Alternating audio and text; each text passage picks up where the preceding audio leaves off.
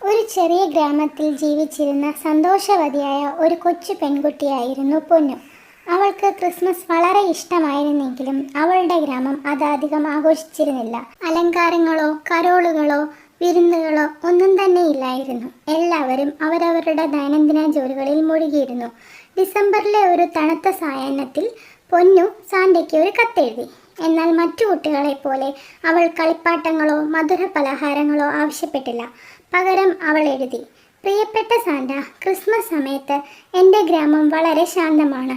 ഇവിടെയുള്ള എല്ലാവർക്കും ഒരുമിച്ച് ആഘോഷിക്കാനും ക്രിസ്മസിൻ്റെ സന്തോഷം അനുഭവിക്കാനും കഴിയണമെന്ന് ഞാൻ ആഗ്രഹിക്കുന്നു. ഇത് സംഭവിക്കാൻ എന്നെ സഹായിക്കണം. ലവ് യു പൊന്നു എന്ന്. ആ കത്ത് സാന്റയുടെ അടുത്ത് എത്തുമെന്ന പ്രതീക്ഷയിൽ അവൾ ആ കത്ത് ശ്രദ്ധാപൂർവം തലയണിക്കിടയിൽ വെച്ചു. പിറ്റേന്ന് രാവിലെ പൊന്നു ഉണർന്നത് ഒരു ചെറിയ ശബ്ദം കേട്ടാണ്. അവൾ പുറത്തേക്ക് നോക്കി. അവളുടെ പൂന്തോട്ടത്തിലേക്ക് നയിക്കുന്ന ചെറിയ മിന്നുന്ന കാൽപ്പാടുകൾ അവൾ കണ്ടു. അവിടെ അവൾ ഒരു കുറിപ്പുള്ള ഒരു ചെറിയ പെട്ടി കണ്ടെത്തി. ആ കത്ത് അവൾ വായിച്ചു. പൊന്നുവിന് വേണ്ടി, നിങ്ങളുടെ ക്രിസ്മസ് ആഗ്രഹം സഫലമാക്കാൻ ഒരു മാന്ത്രിക സഹായി അത് വിവേകത്തോടെ ഉപയോഗിക്കുക. തിളങ്ങുന്ന സ്വർണ്ണമണി ഉണ്ടായിരുന്നു. പൊന്നു അത് മുഴക്കിയപ്പോൾ തിളങ്ങുന്ന പുക പ്രത്യക്ഷപ്പെട്ടു. അതിൽ നിന്നും അമാനുഷിക ജീവികൾ പ്രത്യക്ഷപ്പെട്ടു. മെറി, ജോളി, ട്വിങ്കിൾ എന്നിങ്ങനെ അവർ സ്വയം പരിചയപ്പെടുത്തി. സാന്റ നിന്റെ ആഗ്രഹം കേട്ടു പൊന്നു, മെറി പറഞ്ഞു. ക്രിസ്മസ് സന്തോഷം പകരാൻ നിങ്ങളെ സഹായിക്കാൻ ഞങ്ങൾ ഇവിടെയുണ്ട്. പൊന്നുവും കൂട്ടരും വേഗം പണി തുടങ്ങി. ട്വിങ്കിളിൻ്റെ മാന്ത്രിക വിദ്യ ഉപയോഗിച്ച് അവർ ഒരു വലിയ ക്രിസ്മസ് ട്രീ വളർത്തി. എല്ലാ നിറത്തിലും തിളങ്ങുന്ന ലൈറ്റുകൾ ജോളി ഉണ്ടാക്കി.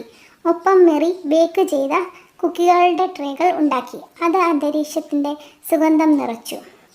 പൊന്നു അവിടെ വീടുകൾ തോറും പോയി ആ സന്തോഷത്തിൽ പങ്കുചേരാൻ അയൽക്കാരെ ക്ഷണിച്ചു.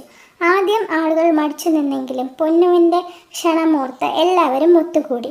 ലൈറ്റുകൾ കത്തിക്കാൻ തുടങ്ങി. അവർ കരോൾ പാടുന്നു, വലിയ വിരുന്നൊരുക്കുന്നു. ക്രിസ്മസ് രാവിൽ ഗ്രാമം സന്തോഷവും കൊണ്ട് തിളങ്ങി. എല്ലാവരും കരോൾ പാടിയും കഥകൾ പങ്കുവച്ചും ക്രിസ്മസ് ട്രീയുടെ ചുറ്റും ഒത്തുകൂടി. ഗ്രാമത്തെ ഒരുമിപ്പിച്ചതിൽ പൊന്നുവിൻ്റെ മാതാപിതാക്കൾക്ക് അവളിൽ അഭിമാനമുണ്ടായി. സന്തോഷത്തോടെ അവർ പൊന്നുവിനെ ചേർത്ത് നിർത്തി. അവിടെയുള്ള ഗ്രാമവാസികളും പൊന്നുവിനോട് സന്തോഷം പങ്കിട്ടു. അവർക്കെല്ലാവർക്കും ഒരുപാട് സന്തോഷമായി. ആകാശത്ത് മിന്നുന്ന നക്ഷത്രങ്ങളെ നോക്കി പൊന്നുവിന് വളരെ സന്തോഷമായി. ആ രാത്രി പൊന്നു ഒരു കാര്യം മനസ്സിലാക്കി. ക്രിസ്മസിൻ്റെ മാന്ത്രികത അലങ്കാരങ്ങളിലോ സമ്മാനങ്ങളിലോ മാത്രമായിരുന്നില്ല. അത് എല്ലാവരെയും ഒരുമിച്ച് കൂട്ടുന്നതിലും സന്തോഷം പങ്കിടുന്നതിലുമായിരുന്നു എന്ന്. ആ വർഷം മുതൽ അവളുടെ ചെറിയ ഗ്രാമം ഏറ്റവും ഗംഭീരമായി ക്രിസ്മസ് ആഘോഷിച്ചു. നിറഞ്ഞ മനസ്സോടെ അവൾ സാന്റയോടും കൂട്ടുകാരോടും നന്ദി പറഞ്ഞു. പൊന്നുവിൻ്റെ വില മതിക്കാനാവാത്ത ആഗ്രഹത്തിനും നന്ദി. എല്ലാ കൂട്ടുകാർക്കും ക്രിസ്മസ് ന്യൂ ഇയർ ആശംസകൾ.